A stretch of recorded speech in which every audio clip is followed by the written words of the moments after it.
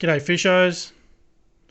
Okay, this is just a quick video of how I spool a reel and get it full perfectly every time. Actually I don't need that there. I like to use the bee's knees line spooler. No one else makes anything as good as this on the market. Highly recommend getting one. What we're going to talk about, spooling a reel. So this has got 80 pound on there at the moment. It's a bit, I was thinking of putting some 50 pound on it.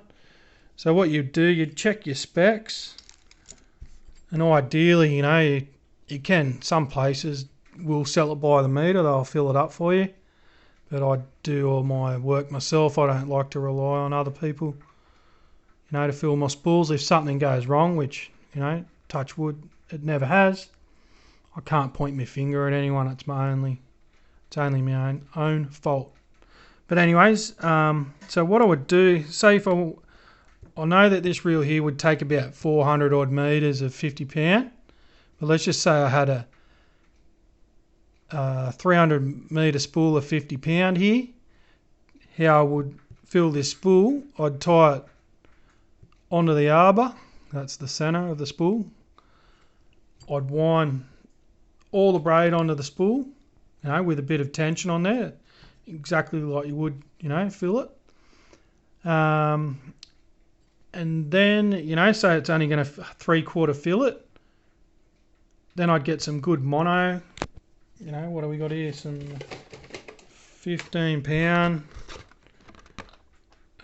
big game, for instance, or 20 pound or something. I wouldn't go anything under 20 pound, obviously. So then I'd top shot it. I'd FG or PR knot the two together. So you got your 300 metres of braid, you've got a nice PR knot, and then you're going to top shot it with the mono, and you fill the spool, at 98% or something. You never want to overfill a spool. This one here is quite full, but that was only for bottom bashing. But yeah, so 98% fill your spool up with the mono, and now chop it, and your spool has the correct amount of braid and mono on it. Then I get this device here that I've whipped up. I've been using this for years. I think it's 8mm threaded rod. That's quite a firm, like a machinist spring. Like, you can hardly compress that. A few washers, some double nuts, so you can lock them together. And then I always hang on to a few empty spools, so I'd just go for the biggest one, because this might overfill this one, but I doubt it. But anyways, I'd use this big one here. I'd tie the mono onto there, and I'd download the mono and the braid onto that, with that on this device here, and this here just goes in the end of a cordless drill.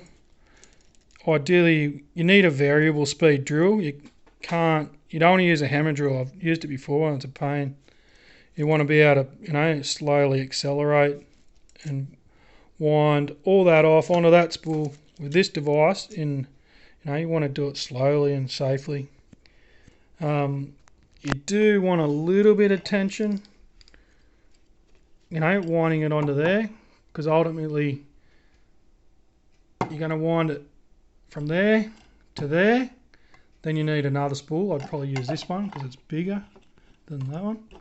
And then you're going to wind it on there to there. It's a bit of a stuff around, but using this device here, you can do it all within 20 minutes or something. So yeah, you're going here to here, here to here, and that reverses it.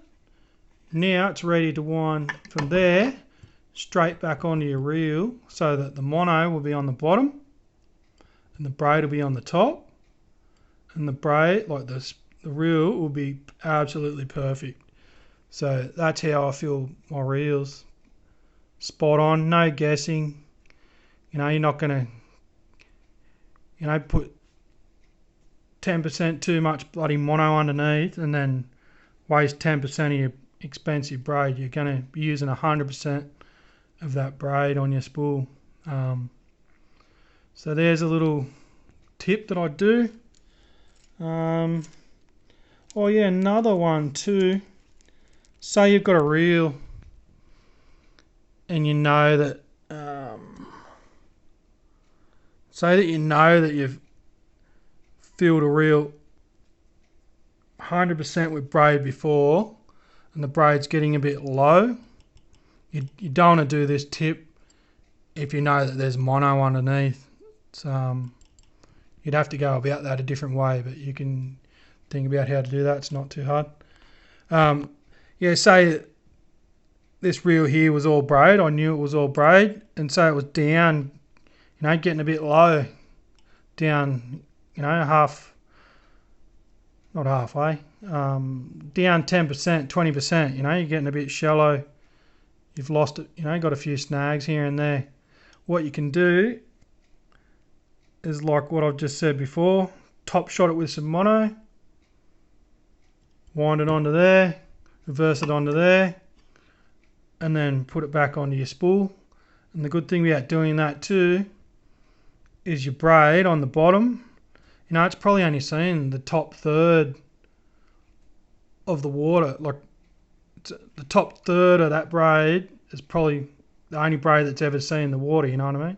So the braid that now is on top is technically all brand new braid that's never seen the water. So there's nothing wrong with doing that. Braid can get a bit pricey. But yeah, that's just another tip of in some instances that I'll do that. Anyways, that's enough of me for one evening.